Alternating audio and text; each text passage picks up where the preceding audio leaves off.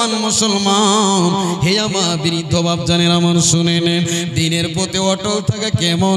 গরমের সময় নামাজি বেশি হয়, পুষ মাস মাঘে ঠান্ডা যখন এসে যায় মসজিদে মুসাল্লি কমে কি কমে না বলেন? ভাই আমার, বন্ধু আমার, একটা সামান্য শরীরে একটা ফোড়া হয়ে যেতে গেলে বাহানা করে নামাজ আমরা পড়ি না। ও মুসলমান, আপনি সব কাজ করতে পারেন, কিন্তু নামাজের বিষয়টাতে আমি আপনি অলস হয়ে যায়, অলস হয়ে যায়। ভাই আমার, বন্ধু আমার, আপনার শরীরে জ্বর রয়েছে, আপনি অসুস্থ আছেন, কিন্তু মুসলমান তুমি যাবে মেহমানি করতে, যাবে বাড়ির কাজ কাম করতে, যাবে মার্কেটিং করবে, সব কিছু করতে পারো, কিন্তু মুসলমান একটু শরীরে জ্বর হতে গেলে তুমি টাইমলি আর আল্লাহর দরবারে যাও না, নামাজ পড়তে পারো না, নামাজে যাও না। যখনই বলা যায় বাপজি নামাজ পড়েছে, ওই লোকটা তখন বলে মৌলভী সাহেব কদিন থেকে শরীরের অবস্থা ভালো নাই। বলি কি বলি না? সব কাজ করতে পারছে, কিন্তু নামাজের ব্যাপারটাতে মৌলভী সাহেব কদিন থেকে মসজিদ আসতে পারি না, হাটে বাজারে দোকানে ঘুরছে ফিরছে, কিন্তু ওই লোকটাকে দেখবেন মসজিদে যাই না। বাপজি মসজিদে যান না কেন? কইছে হাঁটতে পারি না রে বাজি, হাঁটতে পারি না, যার কারণে মসজিদে নামাজ পড়তে পারি না। তো কি করছেন? কইছে বাড়িতে পড়ে নিছি, বাড়িতে পড়ছি, মসজিদ যেতে পারে না, কিন্তু সব জায়গায় ঘুরছে। ভাই আমার, বন্ধু আমার, বাপজান আমার শোনেন, আল্লাহ বলছেন যারা দিনের ওপরে অটল থাকবে, কায়েম থাকবে, আমার জান চলে যাক, আমি আল্লাহ ছাড়া কাউকে আর আমি স্বীকার করব না রব, এবং আল্লাহ আমি দিনের প্রতি আমি অটল থাকব। আল্লাহ বলছেন তুই যদি দুটি কাজ করে দিতে পারিস, আল্লাহকে এক স্বীকার করে নেওয়ার পরে দিনের প্রতি অটল থাকতে পারিস রে বান্দা, আমি আল্লাহ তোর জন্য এক নয়, দুই নয়, তিন নয়, আমি আল্লাহ তোমার জন্য এক এক করে তিন তিনখানা অফার দিলাম।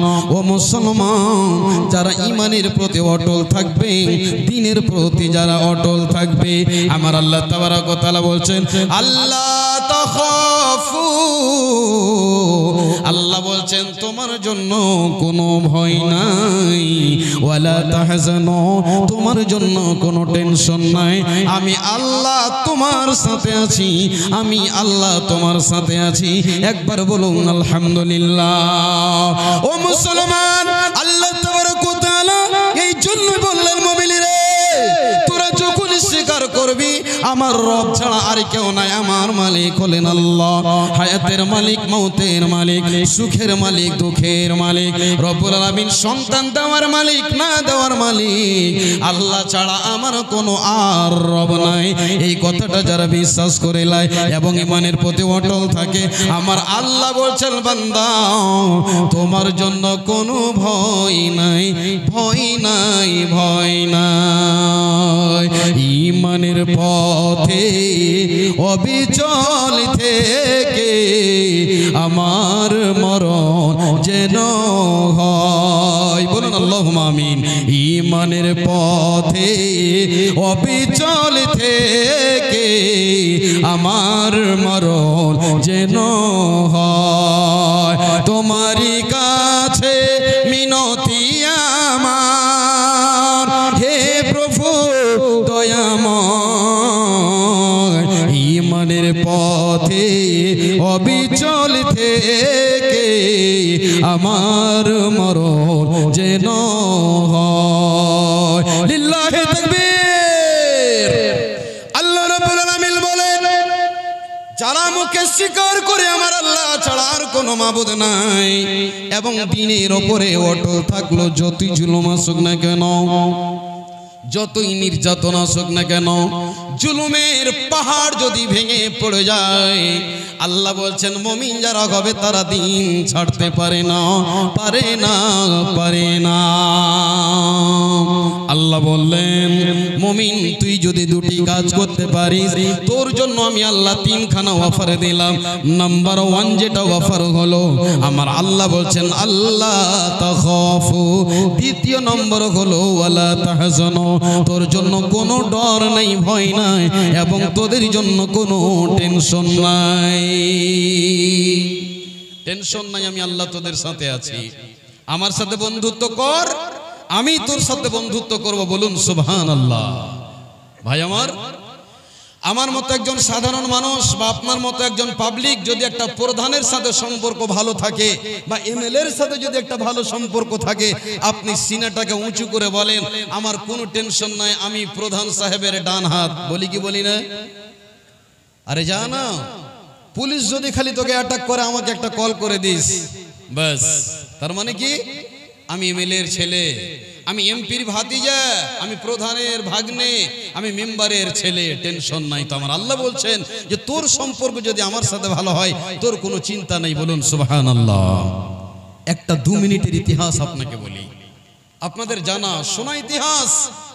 আল্লাহর নবী বিশ্ব নবী মুহাম্মদ রাসূলুল্লাহ, মুহাব্বতের সাথে বলুন সাল্লাল্লাহু আলাইহি ওয়াসাল্লাম।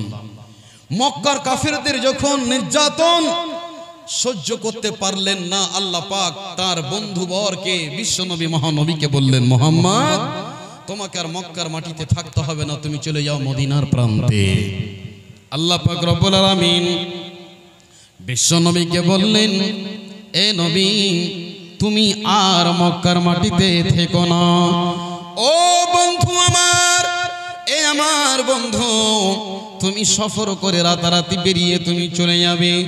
বিশ্ব নবীজি জোহরের পর তিনি চলে গেলেন একদিন হঠাৎ করে কার বাড়ি? আবু বকরের বাড়ি।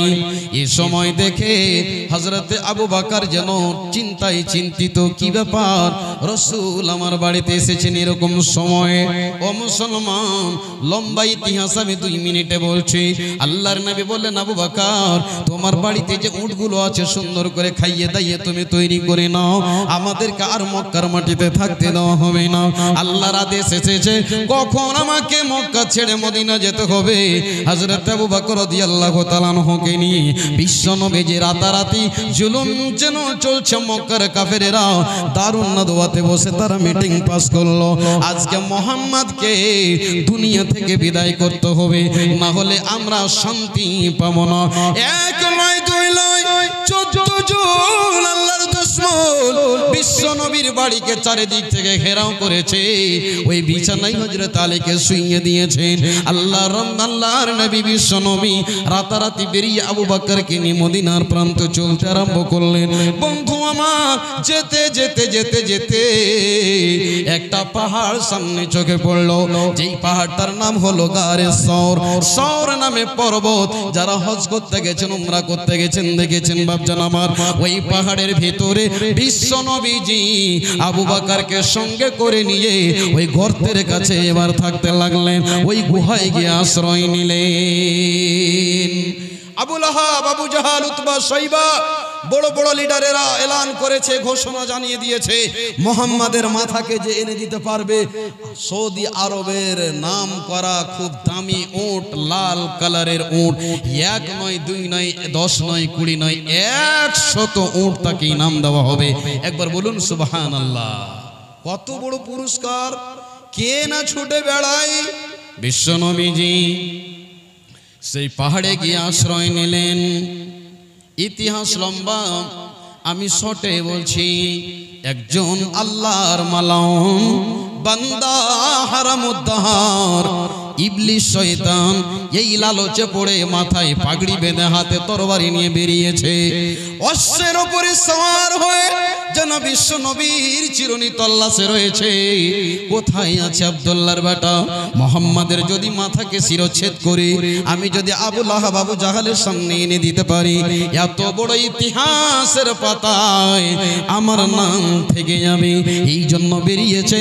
এবার যেতে যেতে যেতে যেতে যেই জায়গাতে আমার নবী, হায়রে রহমতের নবী, দয়ার নবী আর হযরত আবু বকর আছেন, সেই জায়গাতে সুরাকা বিন জৌশম বিন সুরাকা বিন মালিক বিন জৌশম সেই জায়গাতে গিয়ে পৌঁছেছে।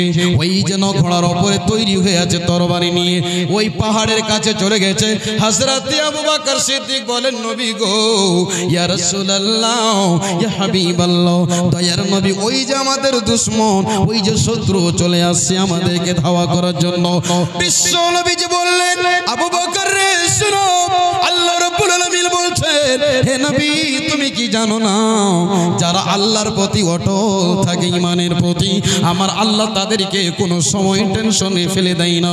আল্লাহ রাব্বুল আলামিন বলছেন, আল্লাহ তাখাফু, তোমাদের জন্য কোনো ভয় নাই, ওয়ালা তাহজানু, তোমাদের জন্য টেনশন নাই।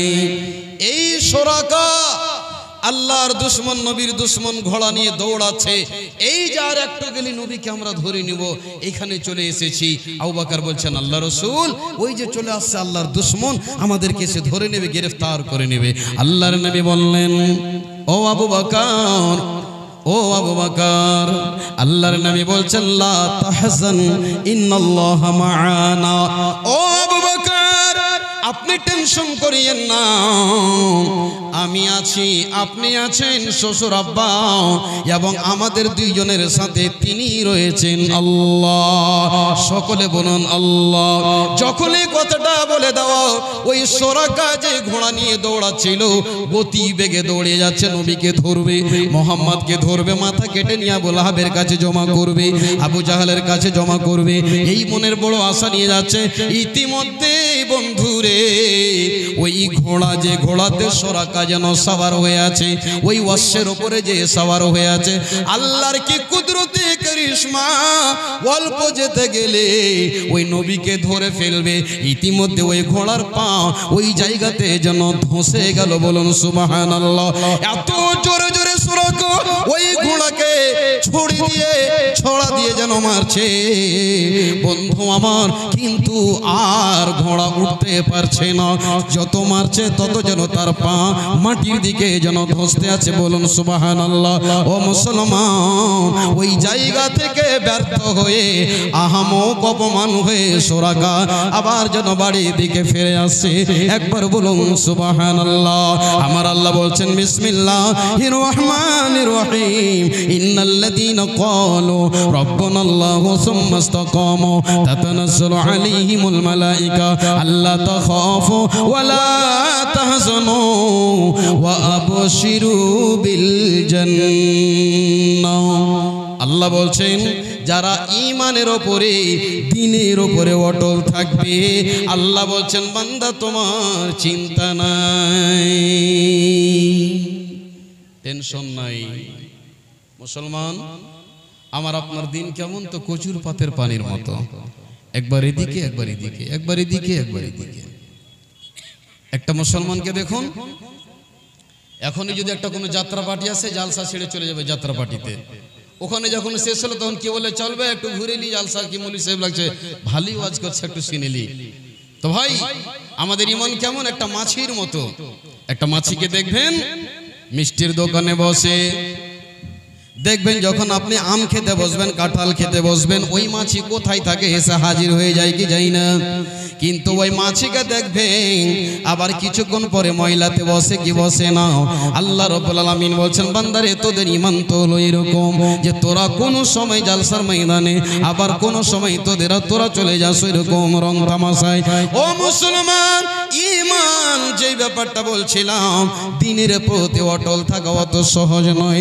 ও মুসলমান, আমার আল্লাহ তাবারক ওয়া তাআলা বলছেন, যারা ঈমানের প্রতি অটল থাকবে, আল্লাহর ফেরেশতা তাদের উপরে, আল্লাহ পাক তাদের গাইডলাইন করার জন্য, সহযোগিতা করার জন্য আল্লাহ পাক তাদেরকে পাঠিয়ে দেন।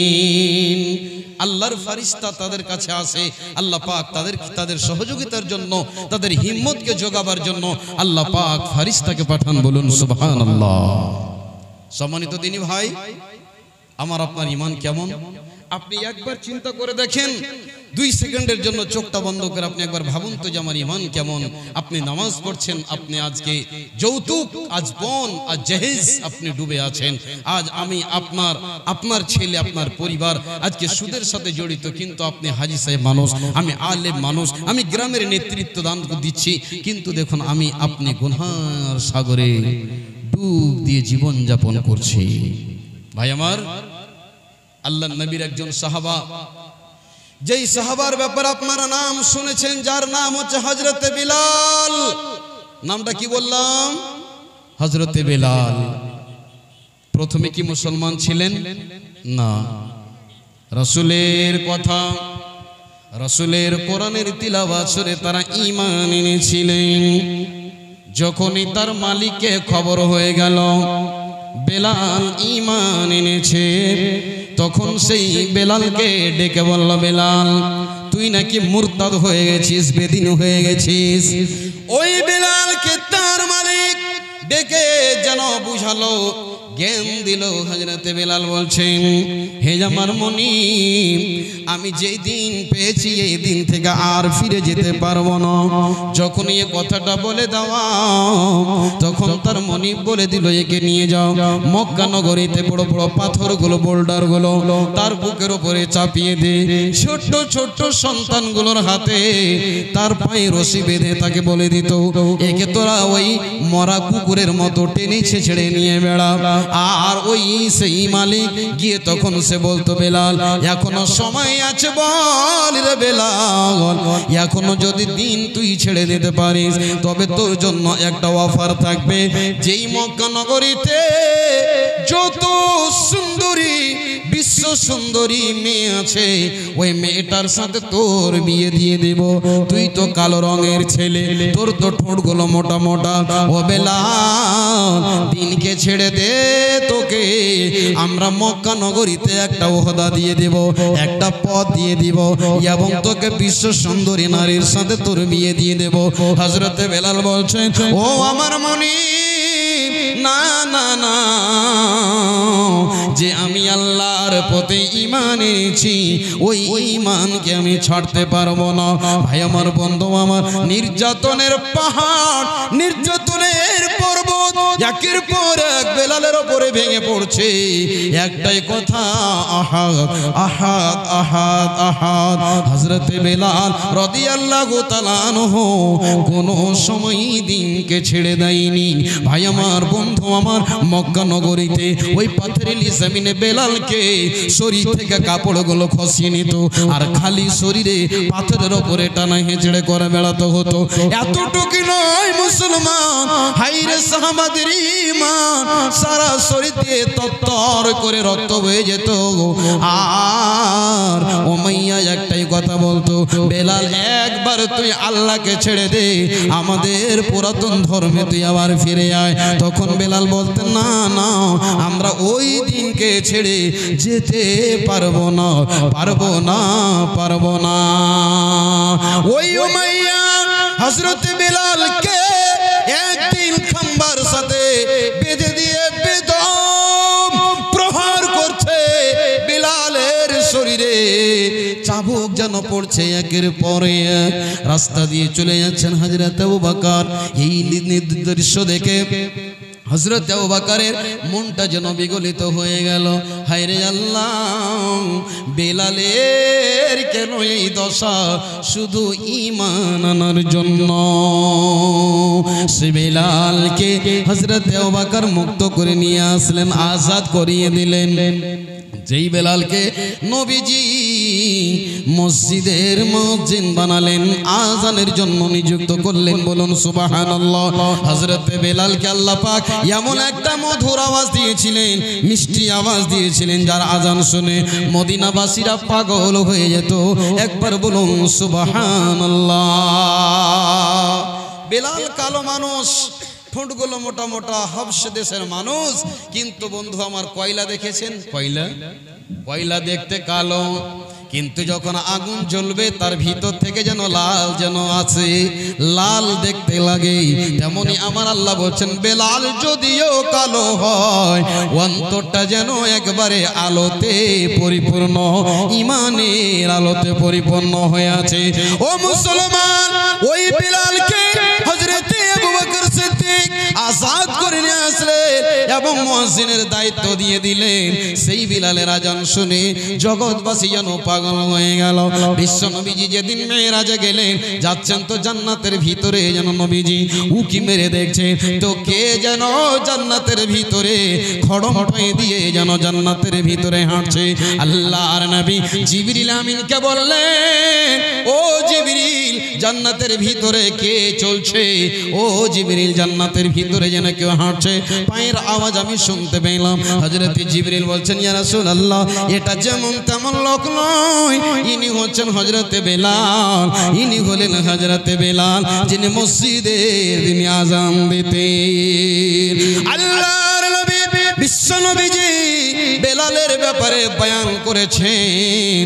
ও মুসলমান ভাই আমার, ঈমান আনার জন্য আল্লাহ পাক রব্বুল আলামিন নবীর আগে বেলালকে জান্নাত দেখিয়েছেন, জান্নাতের ভিতরে চলেছেন। বলুন সুবহানাল্লাহ।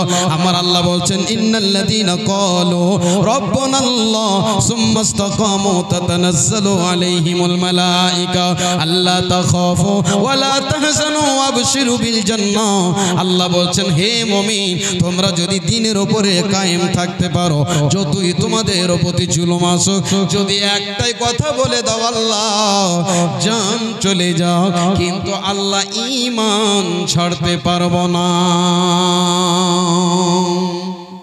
আল্লাহ পাক তাকে জান্নাতের সৈর করালেন। আল্লাহ পাক হযরতে বেলালকে জান্নাতে ভ্রমণ করালেন। তার মানে বোঝা গেল যে নবীর আগে বেলাল জান্নাতে ঘুরেছেন। বলুন সুবহানাল্লাহ। কত দামি সাহাবী গো। আল্লাহ বলছেন, তোমরা দ্বীনের প্রতি কায়েম থাকো, আমি তোমাদেরকে জান্নাতের সুসংবাদ দিলাম। আল্লাহর এটা ওয়াদা। এটা পুরুষের ক্ষেত্রে আমি বললাম। হে আমার মা বোনেরা, আজকে তোমাদের কেমন ঈমান? এ আমার মা, আজকে যারা জালসা শুনতে এসেছেন, আর জালসা শুনতে এসে দুনিয়া পরিবারের গল্প করতে করতে সময়টাকে কাটাচ্ছেন, ও আমার মা, ও আমার বোন, ওরে আমার খালা, ওরে আমার বেটি, শোনো, তোমাদের মতো ঈমান ছিল, তোমাদেরই মতো নারী ছিল, তোমাদেরই মতো মা ছিলেন, মা মারিয়াম, যাকে আল্লাহ দুনিয়াতে জান্নাতের ফল খাইয়েছেন। বলুন সুবহানাল্লাহ। ও মা, তোমাদের ব্যবহার দেখে আজ শয়তান পর্যন্ত বগল বাজায়, তোমাদের ব্যবহার দেখে শয়তান বড় আনন্দ পায়। ও মা, আল্লাহ পাক তোমাকে ভিতরে থাকার আল্লাহ বস্তু বানিয়েছেন, অথচ তুমি আজকে তোমার চেহারা একটা যুবক ছেলেকে দেখাচ্ছ, আজকে তুমি বেপরদা হয়ে জীবন যাপন করছো। ও মামা, যেই মারিয়ামকে আল্লাহ রাব্বুল আলামিন কেন জান্নাতের সুসংবাদ দিলেন এবং জান্নাতের খানা আল্লাহ কেন খাওয়ালেন? কেন মাঝখানে কথাটা বলছি? এই যে মসজিদের জলসা, এই মসজিদকে যারা দেখভাল করবে, মসজিদের যারা হেফাজত করবে, মসজিদে যারা ঝাড়ু লাগাবে, একটা দুঃখের কথা মাঝখানে বলে দি ভাই, আজকে আমরা আলেমে দ্বীনদেরকে গোলাম মনে করি, চাকর মনে করি। ভাই, যদি মুরগি তো মসজিদে পায়খানা করে দেয় তো মুলবি সাহেবকে আমরা ডাঁটি, ডাঁটি না ভাই? ডাঁটি। বলি সাহেব, এখানে কেন ধুলা? এখানে কেন উজুখানাটা তো নোংরা কেন হয়ে আছে? পায়খানা থেকে পায়খানা করে এসে ময়লা লেগে আছে, পানি বহাইতে পারোনি? এখানে কেন ঝুল ঝুলছে? এই যে ভাই আমার, আপনি যদি মসজিদের একটা কুটা, একটা কোনো নোংরা আবর্জনা যদি ফেলেন তো আপনার 10টা নাকি আপনার আমল নামাতে লেখা হবে। বলুন সুবহানাল্লাহ। আজ আপনি বাড়ি ঘরে একটু নোংরা দেখতে পারেন না, পরিষ্কার করেন, মোটরে চালিয়ে পানি দিয়ে পরিষ্কার করেন, সেন্ট মারেন, আর বিভিন্ন রকমের পরিষ্কার পরিচ্ছন্নতা রাখেন, কিন্তু ওই লোকটার গ্রামের সমাজের মসজিদে গিয়ে দেখুন, আল্লাহ আল্লাহ। ভাই আমার, বন্ধু আমার, এমন একটা দিন ছিল, যেই দিনটা আজ থেকে নিয়ে 20 বছর আগের কথা বলছি। আমরা যখন মসজিদে লেখাপড়া করতাম, মাকতাবে যেতাম, প্রতি শুক্রবারের দিন মাওলানা আমাদেরকে বলতেন, তোমরা মসজিদে ঝাড়ু লাগাবে, এইগুলো করবে, সেই করবে, চাটাই সাফ করবে, ঝুল ঝেড়ে দেবে। ওই জামানায় মেয়েগুলো তারা পড়তে যেত, বড় বড় মেয়ে মসজিদ পরিষ্কার করত। কিন্তু এখন গ্রামে অঞ্চলে মসজিদে যাবেন, মসজিদ আর লেখাপড়া করার মতো ছেলে খুঁজে পাওয়া যায় না। 100 ঘরের গ্রাম, মুলবি সাহেব সকালবেলায় মাত্র 12 থেকে 13টা ছেলেকে নিয়ে বসে লেখাপড়া করায়। কিন্তু মুসলমান, আজ মসজিদের সাথে আমাদের সম্পর্ক নাই। সেই মারিয়ামের কথা বলছিলাম, ও মা আমার বোন আমার, যে মারিয়াম আল্লাহর ঘরের হেফাজত করতেন, মসজিদের সাফাই করতেন, ইবাদত করতেন, হযরতে আল্লাহর নবী হযরতে জাকারিয়া আলাইহিস সালাতু ওয়াস সালাম মা মারিয়ামের জাগির ছিল তার খালুজানের বাড়িতে বিশেষ কোনো কাজে চলে যাওয়ার কারণে কয়দিন হয়ে গেছে আল্লাহর নবী হযরতে জাকারিয়া আলাইহিস সালাতু ওয়াস সালাম যেন বাড়ি ফিরে আসলেন। লম্বা ইতিহাস হাইরে, বাড়ি আসলেন, তারপরে মনে হচ্ছে যে আমার বাড়িতে যে আমার জাগির, যেমন মাদ্রাসার ওস্তাজিদেরকে ছাত্রদেরকে তলাবাদেরকে জায়গির দেওয়া হয়, তো খালুর বাড়িতে জায়গির ছিল মা মারিয়ামের। আসলেন, মনের ভিতরে অনেক রকমের যেন অশান্তি হয়, কি খেলো, মারিয়াম বেঁচে আছে না খেয়ে মারা গেছে, কি অবস্থা হলো, হায় হায় হায়। হযরতে জাকারিয়া আলাইহিস সালাতু ওয়াস সালাম যাচ্ছেন, যাওয়ার পর বলছেন, মারিয়াম, ও মারিয়াম, আমার কদিন হয়ে গেল আমি তোমাকে বলে ভুলে গেছি, স্মরণে আমার ছিল না। ও মারিয়াম, এই যে কদিন চলে গেল তুমি কি খেয়ে জীবন যাপন করলে? তখন বলছেন, খালুজান, যারা আল্লাহর প্রতি ঈমান রাখবে, ঈমানের প্রতি অটল থাকবে, আল্লাহ তাদেরকে কোনোদিন ভোখা মারবে না। আল্লাহ তাদেরকে কোন দিক দিয়ে রুজির ব্যবস্থা করবে সেটা আল্লাহই ভালো জানেন। আমার আল্লাহ বলছেন, ওয়া মাইয়াত্তাকিল্লাহ ইয়াজআল লাহু মাখরাজা ওয়া ইয়ারযুকুহু। আল্লাহ তাবারাক ওয়া তাআলা বলছেন, বান্দারে, যাদের ভিতরে আল্লাহর ডর থাকবে, ভয় থাকবে, আল্লাহ বলছেন, বান্দা, আমি তোমার জন্য রাস্তাকে পরিষ্কার করে দেব, তোমার জন্য কোনো টেনশন হবে না, আমি আল্লাহ তোমার জন্য পথ বের করে দেব, আমি হেফাজত করব রে বান্দা, এবং তোমাকে আমি কোন দিক দিয়ে রুজির ব্যবস্থা করব তুমি কল্পনা করতে পারবে না, পারবে না, পারবে না। হযরতে জাকারিয়া বলে, ও মারিয়াম, কি খেয়ে তুমি জীবন যাপন করলে? হযরতে মারিয়াম বলছেন, খালুজান, আসুন, আমার রুমটা দেখে একটু আসুন। আপনি ভুলে যেতে পারে, কিন্তু আমার আল্লাহ আমাকে ভুলে নাই। আল্লাহ আমার জন্য খাওয়ার ব্যবস্থা করে দিয়েছেন, স্পেশাল খাওয়ার ব্যবস্থা করেছেন। হযরতে জাকারিয়া আলাইহিস সালাতু ওয়াস সালাম যখনই যাচ্ছেন ওই রুমটার ভিতরে, যেমন আমরা মৌলভী সাহেব মসজিদে রাখি, সিঁড়ির নিচে মৌলভী সাহেবের থাকবে রুম, মাওলানা সাহেবের রুম থাকবে, ওই রকম ভাবে মারিয়ামে যখন কোঠরিতে ওই রুমের ভিতরে গিয়ে দেখছেন জান্নাতের বেমৌসুমি ফল যেন ঝুলে ঝুলে আছে। বলুন একবার সুবহানাল্লাহ। হযরতে জাকারিয়া বলছেন, মারিয়াম, আন্না লাকি হাদা, ও মারিয়াম, তুমি এইগুলো ফল কোথায় পেয়েছো?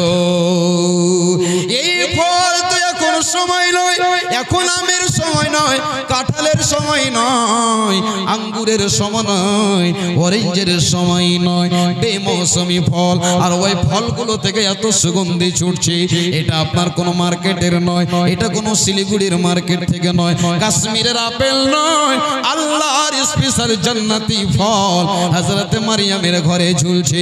যখনই প্রশ্ন করা হলো, মারিয়াম রে, তুমি কোথায় পেয়েছো? তখনই একটাই উত্তর দিলেন, ক্বালাত হুয়া মিন ইনদিল্লাহ, এগুলো আল্লাহর পক্ষ থেকে আমাকে খাওয়ার জন্য দিয়েছে। হে আমার মা, তাদের ঈমান কেমন ছিল যাদেরকে আল্লাহ দুনিয়াতে জান্নাতের ফল খাইয়েছে? একবার বলুন সুবহানাল্লাহ, আল্লাহু আকবার।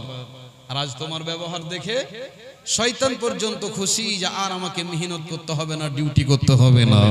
হে ভাবক, ভেবে দেখো, বসে নিরালায় আযাব কেন রে দুনিয়ায়, শান্তি কেন নাই রে দুনিয়ায়। হে যুবক, ভেবে দেখো, বসে নিরালায় আযাব কেন রে দুনিয়ায়, শান্তি কেন নাই রে দুনিয়ায়। নামাজ রোজার ধার ধারি না, সত্য কথা কেউ বলি না, নামাজ রোজার ধার ধারে না, সত্য কথা কেউ বলে না, মিথ্যায় আর চুগলখড়ি করিয়া বেড়ায় আজব কেন রে দুনিয়ায়, শান্তি কেন নাই রে দুনিয়ায়। কয় স্বাধীন হইলাম পুরুষের দরকার নাই মেয়ের কয় স্বাধীন হইলাম পুরুষের দরকার নাই পুরুষ লিয়া কি করিব নিজের কামাই নিজে খায় আজব কেন রে দুনিয়ায় শান্তি কেন নাই রে দুনিয়ায়